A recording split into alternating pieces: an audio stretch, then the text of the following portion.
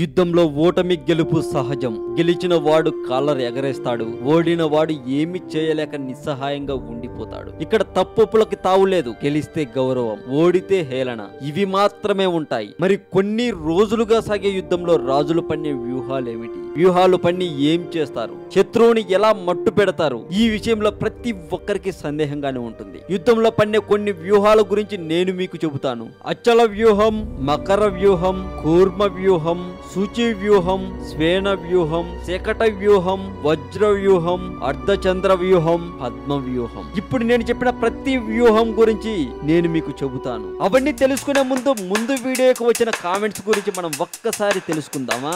మళ్ళీ ఈ సోది ఏంట్రా బాబు అనుకుంటున్నారా? తప్పదు భయ్యా. కష్టమో నష్టమో భరించాలి, తప్పదు. భరించడం అంటే గుర్తొచ్చింది. లాస్ట్ వీడియో కామెంట్స్ లో నాకు బాగా నచ్చిన కామెంట్ కిరణ్ కుమార్ పెట్టిన కామెంట్. ఇంతకీ కిరణ్ కుమార్ పెట్టిన కామెంట్ ఏంటో తెలుసా? రేయ్, ఒక చిన్న రిక్వెస్ట్ రా బాబు, ప్లాస్టిక్ ఉప్మా రవ్వ మార్కెట్ లో అమ్ముతున్నారు అని ఒక వీడియో చేయరా బాబు, మా అమ్మ చేసే ఉప్మా తినలేక చస్తున్నా. ఈ విధంగా పెట్టారు కిరణ్ కుమార్ కామెంట్. కిరణ్ కుమార్ రేయ్ అని పిలిచినా నేను ఎందుకు రియాక్ట్ అవుతున్నాను అని చాలా మందికి అనిపిస్తుంది కదా. నేను ఫీలింగ్ మాత్రమే పట్టించుకుంటాను, రెస్పెక్ట్ గురించి అస్సలు పట్టించుకోను. ఇక ఉప్మా విషయానికి వస్తే మనలో 100కి 99 మందికి ఉప్మా అంటే అసహ్యం. కానీ ప్రతి ఇంట్లో ఉప్మా చేస్తారు. కారణం ఆడవాళ్ళే అని చెప్పొచ్చాము. అదృష్టం పక్కింటి తలుపు కొడుతుంది అని చెబితే మన ఇంటి తలుపు కూడా మూసేస్తాను అని చెప్పే వెళ్లే టైపు ఆడళ్ళు. అర్థం కాలేదు కదా. మన ఇంటి తలుపుని అదృష్టం కొట్టాలంటే మూయాలి కదా, అదన్న మ్యాటర్. అంత అమాయకులు అని అర్థం. మన బాధల్ని అర్థం చేసుకోరు, అందుకే ఉప్మా చేస్తూ ఉంటారు. కిరణ్ గారు, మీరు ఒకసారి మీ మొబైల్ ని మీ మమ్మీ దగ్గరికి తీసుకెళ్ళండి.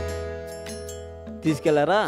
అయితే నేను చెప్పాల్సింది చెబుతాను. అమ్మ, మీ పేరేంటో నాకు తెలియదు, అందుకే అమ్మ అంటున్నాను. మీ బాబు, అదే కిరణ్ కుమార్, మీతో ఉప్మా వద్దు అని చెబితే మీరెక్కడ తిడతారో అని భయపడి తెలుగు మోజో ఛానల్ కి చెప్పుకుంటున్నాడు. దయచేసి మీరు ఉప్మా చేయడం ఆపేయండి ప్లీజ్. ఉప్మా అయితే తొందరగా అయిపోతుంది అని మీరు చేస్తారనుకుంటాను కదా. తినడానికి పిల్లలు చాలా బాధపడుతూ ఉంటారమ్మా. అందుకే ఉప్మా చేయడం మానేసి మీరు ఉప్మా చేయాలి అనుకున్న రోజు ఏమీ చేయకుండా ఆ రోజు పస్తులు పెట్టండి, సరిపోతుంది. ఇక మీలో ఉప్మా అంటే ఎంతమందికి నచ్చదో, ఎంతమందికి నచ్చుతుందో ఈ వీడియో కింద కామెంట్ లో చెప్పండి. ఎందుకు నచ్చదో కూడా చెప్పొచ్చు. ఇక ఇప్పుడు అసలు టాపిక్ లోకి వెళదాం. నెక్స్ట్, పద్మ వ్యూహం. అన్ని వ్యూహాల కంటే అతి భయంకరమైనది పద్మ వ్యూహం. పద్మ వ్యూహాన్ని ఛేదించగల సత్తా కేవలం కొంతమందికి మాత్రమే తెలుసు. అభిమన్యుడు పద్మ వ్యూహం గురించి తల్లి గర్భంలో ఉండగానే అవగాహన చేసుకున్నాడని భారతంలో వర్ణించారు. అర్జునుడు ఒకసారి సుభద్రకు యుద్ధ విద్యలో పద్మవ్యూహం కష్టతరమైనదని అంటూ పద్మవ్యూహంలో ఎలా ప్రవేశించాలో, చాకచక్యంగా ఎలా పోరాడాలో వివరించి చెప్పాడు. అప్పుడు సుభద్ర కడుపులో ఉన్న అభిమన్యుడు